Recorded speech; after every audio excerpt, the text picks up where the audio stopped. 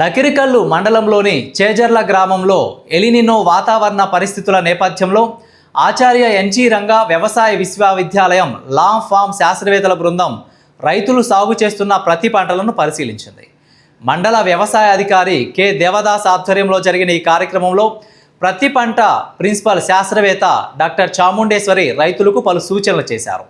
ప్రస్తుతం ప్రతి పంటలో రసం పీల్చే పచ్చదోమ, తామర పురుగులు కనిపిస్తున్నాయని తెలిపారు. పచ్చదోమ నివారణకు సిఫార్సు చేసిన పురుగు మందుల్లో ఏదో ఒకదాన్ని తామర పురుగుల నివారణకు పిప్రోనిల్ 5%, ఎస్సి 400 మిల్లీలీటర్లు ఎకరాకు వాడాలని సూచించారు. పత్తిలో పూత రాలకుండా బోరాక్స్ 1.5 గ్రాములు లీటర్ నీటికి కలిపి 60 నుంచి 90 రోజుల పంటపై పిచికారీ చేయాలని సూచించారు. కార్యక్రమంలో doctor Sambasivarao, doctor Satish Babu, doctor Ravindrareddy, AEO K Dilip Kumar, ఉద్యానవన సహాయకురాలు జి మేరీ, వ్యవసాయ సహాయకులు బి రవి రైతులు పాల్గొన్నారు.